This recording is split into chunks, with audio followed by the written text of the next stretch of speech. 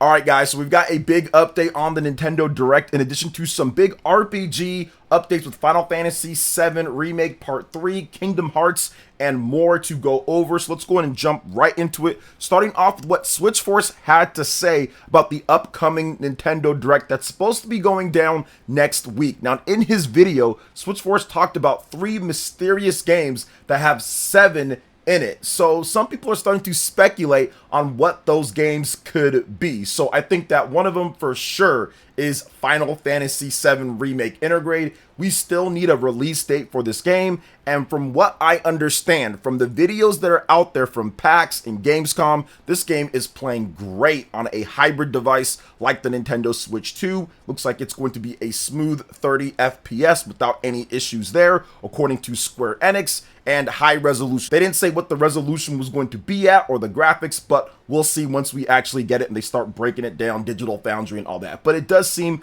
to look crisp and sharp on the Nintendo Switch 2 screen, and I'm betting that if you play it docked, it's even going to look a bit sharper overall. Now, there's also speculation from fans out there that Black Ops 7 could be that other game that has 7 in the title. The Call of Duty game, Nintendo and Microsoft have a 10-year agreement to bring Call of Duty over to Nintendo platforms or Nintendo platform, and we don't know all the details with that. They just put out a statement. It was for the whole FTC lawsuit and all of that when it comes to what Sony and the FTC was trying to do, trying to stop the Activision Blizzard acquisition from Microsoft. So Microsoft went out there and did a 10-year agreement overall to show, hey, look, we're not trying to monopolize the industry with what we're doing here with one of the biggest games and Call of Duty. So I do think that Call of Duty will probably be there because I think that's the obligation. Now, it might not launch day and date with the other versions of the game, but I do think that Call of Duty will show up within the next year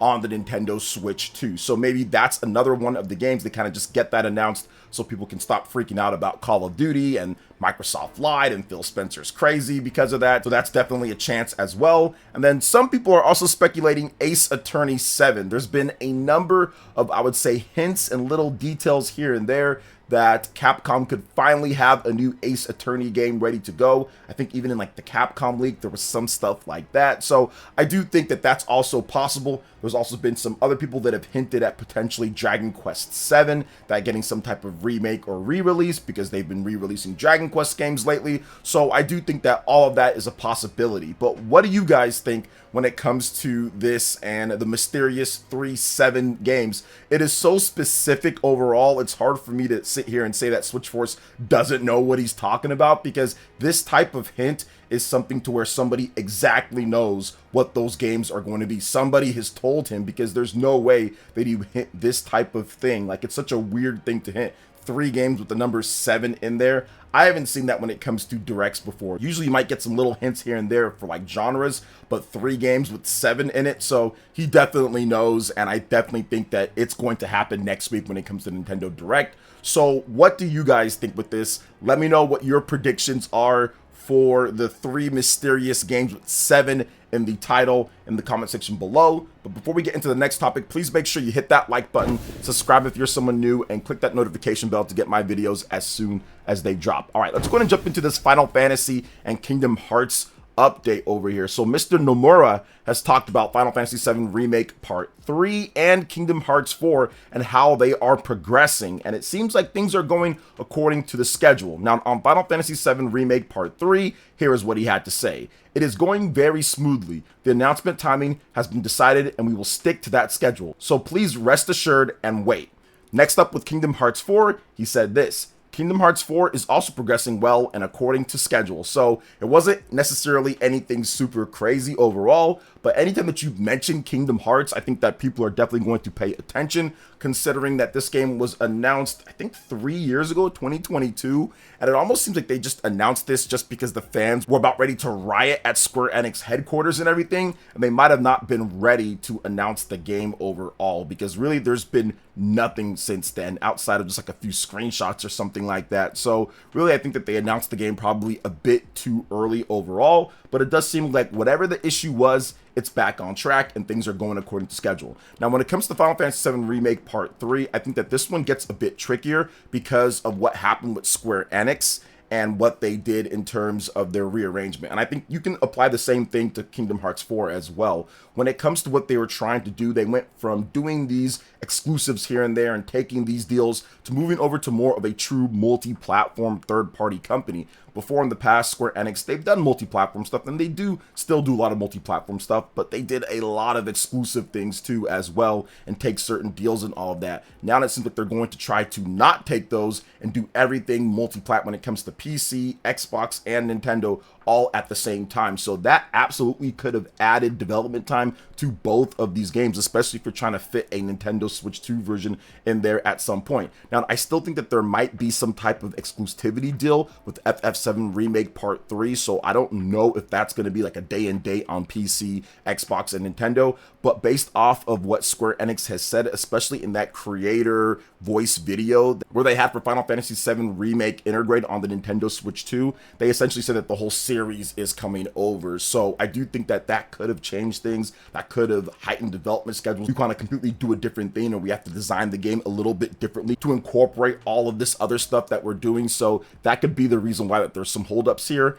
And another thing, guys, when you're making big AAA games like Final Fantasy and Kingdom Hearts, it's just going to take a while. Those are one of the things that people don't realize as much, that yeah, the games, like when they come out, it's cool and everything, but man, these games take a long time to make, and it's tough to really put everything together overall in a number of years. So I would say that just be patient a bit more when it comes to both of them, and I think that we're going to get some pretty good gameplay and content. I think that Final Fantasy VII Remake Part 3 announcement is probably going to come a bit sooner overall, but we'll see what happens with Kingdom Hearts 4 as well. So what do you guys think about both of these topics here when it comes to Kingdom Hearts 4 in addition to Final Fantasy VII Remake Part 3? Let me know in the comment section below. All right, next up, we've got some pretty interesting stuff here from a former Nintendo developer, the one and only Ken Watanabe, on Nintendo's culture, in addition to some other things when it comes to how they develop new IPs and their thought process there. So here's what he had to say recently about the company culture. The company culture, or whatever you'd call it, embraces people taking initiative. For example, it's not unusual for someone to secretly work on something without telling their boss. Like, I made this in secret, and then it turns out to be interesting, so it gets turned into a real product. Watanabe himself secretly built a level for Pikmin 3 that was good enough to be adopted into the final game. So I think that that type of culture overall really breeds some pretty creative stuff. Now, you might get turned down quite a bit. We've heard about stories of where, you know, there's certain concepts and certain ideas that are turned down over and over, but even something like that, that was actually how Captain Toad Treasure Tracker made a real debut overall, is that they put together something and said, hey, look at this thing that we're doing with dioramas and all that. Then they're like, not so sure about that. But then it got incorporated as like a side game in Super Mario 3D World, and then eventually got its own game when it comes to Captain Toad. So I do think that that's pretty cool that they have that type of culture, and I think that it really breeds pretty cool things as well. Same thing happens like with Super Smash Brothers. Stealth talked about that on Twitter, where he discussed this whole thing, and Super Smash Brothers was kind of made in secret, where Nintendo rejected it, and they're like, yeah, well, we're still gonna do it anyway. And then they showed it again, and like, oh wow, this actually looks pretty good, and it ended up being one of the better selling Nintendo 64 games, and spawned a multi-million-dollar franchise with Smash Brothers by itself that sold millions upon millions of copies. So I think that having that type of initiative and having those type of people that are willing to take those risks are pretty cool overall. Now let's talk about another thing that Mr. Watanabe had to say as well, and he discussed the new IP, or more like lack thereof of new IPs from Nintendo.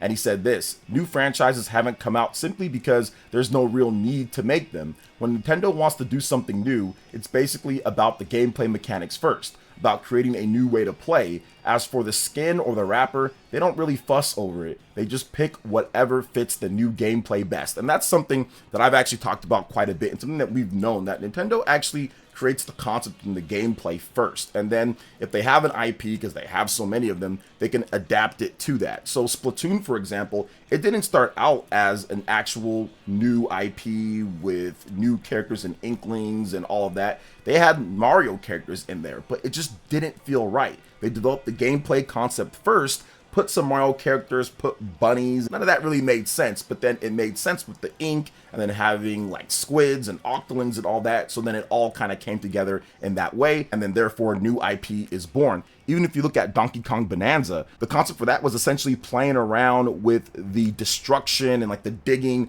that the voxel system had for Super Mario Odyssey, and they had a Goomba with two big hands just punching things, and then ultimately they're like, hey, this is kind of a cool concept, but this character doesn't obviously fit that, so then they ended up going with Donkey Kong, because Donkey Kong's a big gorilla that punches things too, that's super powerful, so it would fit that type of gameplay. So I think that that is probably a great way to look at it and to do things. I know some developers like to create new concepts first, then adapt the gameplay to that, or adapt a certain type of genre to that for their new concept, but it's reverse kind of with Nintendo. They just develop pretty cool or fun, interesting concepts, then slap a character on there, or if they can't find anything, then it's a brand new IP. But I do think that Nintendo will probably have a couple more new IPs or some other things this generation. We did get Drag and Drive, not the biggest new IP, but still something new. Last generation, we had ARMS. We also had Astral Chain, which was developed by outside of the company, but there are a few things here and there, and obviously Splatoon was back in 2015, so that's about 10 years old now at this point. So I think that there'll probably be like another new IP or two this generation.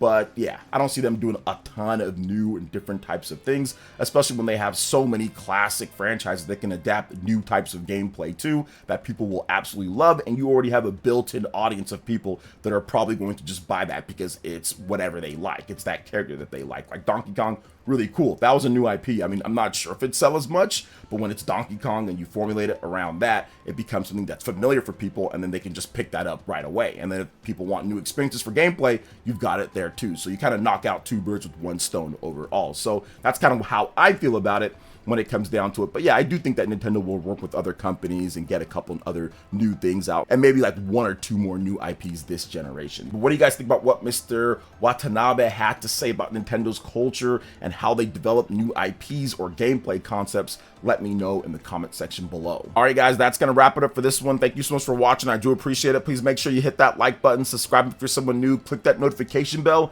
and check out my other Nintendo Switch 2 RPG content and more right here on screen. Thanks for watching, and we'll catch you guys for the next one.